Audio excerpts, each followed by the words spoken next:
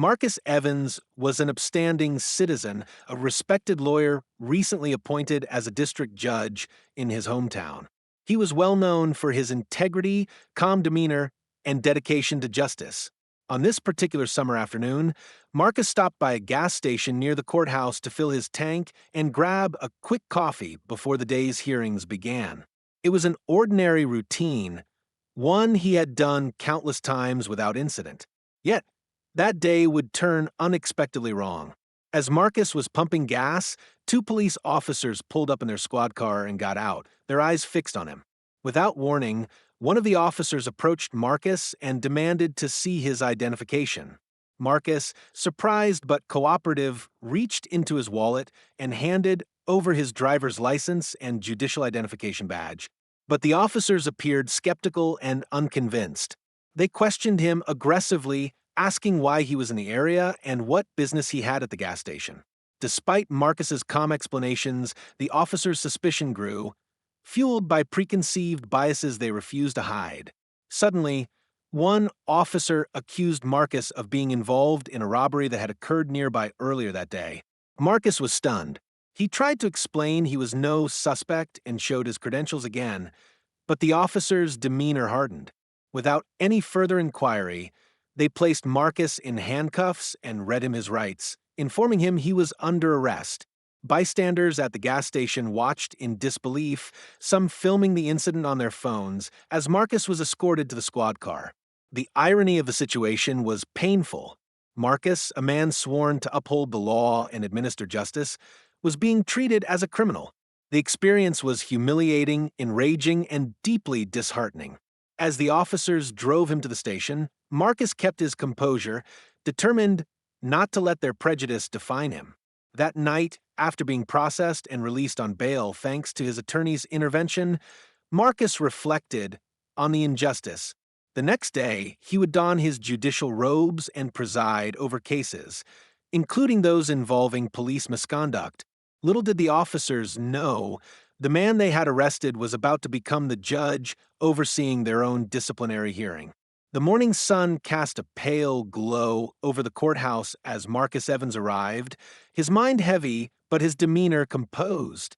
Despite the indignity of the previous day's arrest, he was determined to perform his duties without bias or anger. Marcus understood better than most the delicate balance a judge must maintain. Fairness, impartiality, and respect for the rule of law were paramount. Yet beneath his calm exterior, a fire burned. The experience had exposed cracks in the justice system, and Marcus knew that change was desperately needed. As he walked through the grand marble halls, whispers and sideways glances followed him. Word of his arrest had spread quickly through the city's legal community. Some colleagues expressed sympathy, others seemed unsure how to react. Still, Marcus focused on the task ahead. His docket was full, but one case in particular stood out, a disciplinary hearing for police officers accused of misconduct, including false arrests and racial profiling. Ironically, several of the officers involved were the very ones who had arrested him. Marcus sat in his chambers, reviewing the files meticulously. Evidence from the arrest at the gas station was detailed, including surveillance footage, witness statements, and the officers' own reports. The footage clearly showed Marcus's cooperation and the officers' unnecessary escalation. The judge could not ignore the glaring injustice. When the hearing began, Marcus took the bench with quiet authority. The courtroom was packed, reporters, lawyers, officers, and community members all watching closely. The officers sat at the defense table, faces grim and tense. Marcus began by stating the importance of justice and accountability, emphasizing that no one was above the law, including those sworn to enforce it. Throughout the proceedings, Marcus listened carefully as witnesses recounted incidents of racial profiling and abuse of power. He observed the officers' testimonies, noting inconsistencies and defensiveness. The hearing was not just about one wrongful arrest, it was about systemic issues that had plagued the community for years. As the day wore on, Marcus felt a deep sense of responsibility. His personal experience gave him insight and empathy, but he was careful to remain impartial. Every ruling, every question was weighed with the utmost care. This was more than a case, it was a chance to restore faith in the justice system. By the end of the day, Marcus's presence had shifted the courtroom's atmosphere. His calm but firm leadership reminded everyone that accountability was not optional, it was essential. The officers would face consequences, but more importantly, the community saw that the system could work when fairness prevailed. Leaving the courthouse that evening, Marcus knew the journey ahead was long. Change would not come overnight. But this hearing marked a critical step toward justice, both for himself and for all those who had suffered from similar abuses. Word of Judge Marcus Evans' personal experience with wrongful arrest spread rapidly through the community, igniting conversations far beyond the courthouse walls. Neighborhood meetings, local forums, and social media platforms buzzed with discussions about police accountability, racial bias, and the urgent need for reform. Marcus, though reluctant to make his ordeal public, initially realized his story had become a powerful symbol of systemic problems faced by many. The morning after the disciplinary hearing, Marcus was approached by community leaders, activists, and citizens seeking his support for changes in police conduct policies. He listened intently, understanding that his role as a judge now carried the weight of representing not just legal authority, but the collective demand for justice. He agreed to participate in panels, speak at town halls, and advocate for transparency in law enforcement practices. In court, Marcus presided over cases with renewed vigor, ensuring that every individual, regardless of background, received a fair hearing. His experience made him acutely aware of the human impact behind each case. Defendants, victims, and witnesses alike saw in him a judge who understood their struggles, not just as legal entities, but as people. However, the backlash from some quarters was swift. Certain officers and officials viewed Marcus' advocacy as a personal vendetta.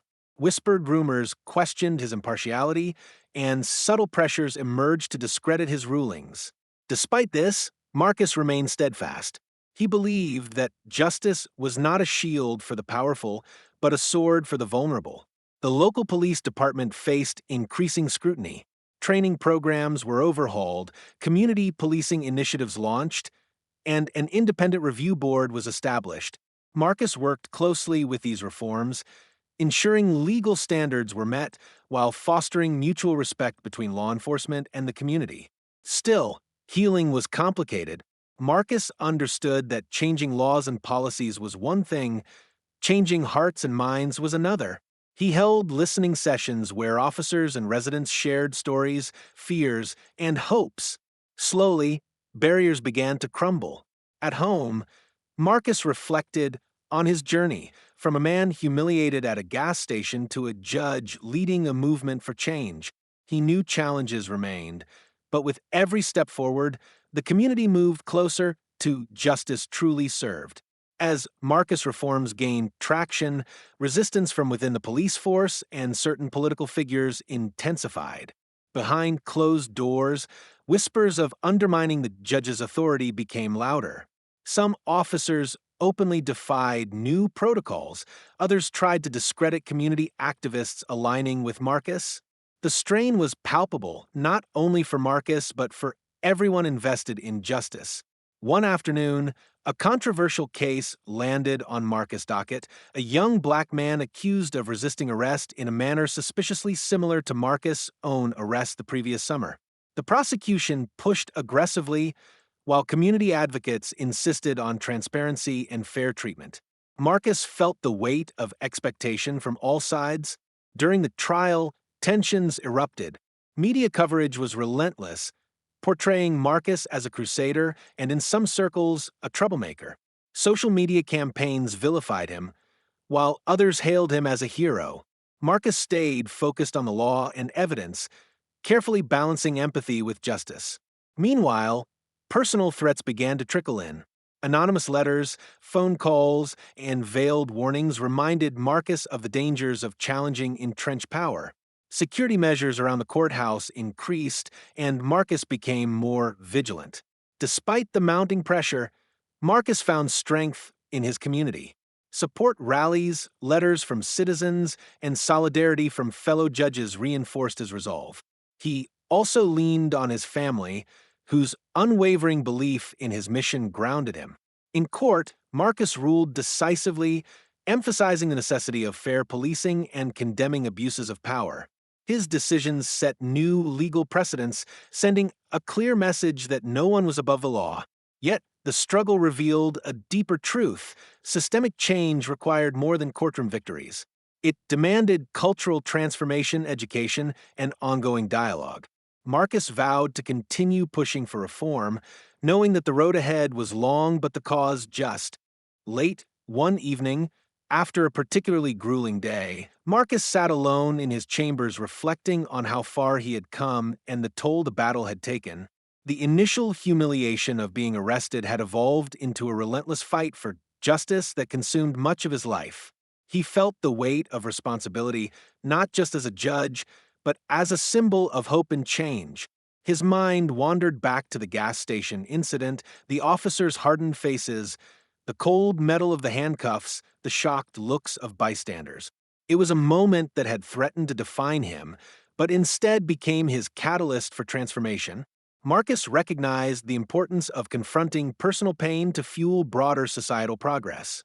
He began attending therapy and support groups to process the trauma, understanding that healing was essential to sustain his work. In conversations with colleagues, Marcus advocated for mental health awareness among law enforcement and judicial officials, highlighting the human cost of systemic injustice. The experience also deepened Marcus' empathy for defendants in his courtroom who often face prejudice and harsh treatment. He sought to balance accountability with compassion, emphasizing rehabilitation and restorative justice where possible. Outside the courtroom, Marcus's relationships flourished.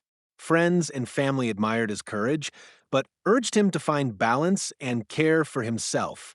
One night, Marcus received an invitation to speak at a national conference on criminal justice reform. It was an opportunity to share his story and influence change on a wider scale. He accepted, recognizing that his journey was not only about personal vindication, but about inspiring others to challenge injustice wherever it persisted. The National Conference on Criminal Justice Reform was held in a grand auditorium filled with judges, lawyers, activists, and policymakers from across the country. Marcus Evans stood backstage, a mixture of nerves and resolve coursing through him. He was about to share his deeply personal story with an audience of experts and advocates, the story of how he, respected judge, had been wrongfully arrested by officers who would soon appear before him in a disciplinary hearing. More than just recounting events, Marcus aimed to highlight the urgent need for systemic reform, to shine a light on racial bias accountability and the pursuit of justice. When Marcus stepped up to the podium, the room quieted instantly. He began by describing the day at the gas station, the shock of handcuffs tightening around his wrists, and the humiliation of being treated as a suspect despite his credentials. His voice was steady but carried the weight of emotion, reminding everyone that injustice can touch anyone, even those sworn to uphold the law. Marcus explained how that moment transformed him, from a passive observer to an active agent of change. He detailed the disciplinary hearing he presided over, the community's response, and the ongoing challenges in confronting entrenched power structures. The audience listened intently, many nodding in agreement, others visibly moved by his candor. During the question and answer session, Marcus faced pointed inquiries about maintaining impartiality given his personal experience. He acknowledged the difficulty, but emphasized transparency and self-awareness as vital to judicial fairness. He shared insights into the importance of community engagement and continuous education to combat implicit bias. The conference sparked a wave of collaborations. Marcus connected with legal reform advocates, police oversight organizations, and training experts. Together, they proposed new initiatives, independent review boards, enhanced bias training for law enforcement, and increased funding for community policing programs. These proposals aimed to create structural change that would prevent future injustices. Returning home, Marcus felt the impact of his work ripple outward. Locally, he observed younger officers embracing reforms and community relations improving incrementally. Crime rates dropped as trust grew, a testament to the power of open dialogue and accountability. Yet, Marcus knew vigilance was essential. Systemic change required patience and persistence. He continued to preside over cases with fairness and encouraged colleagues to join in reform efforts.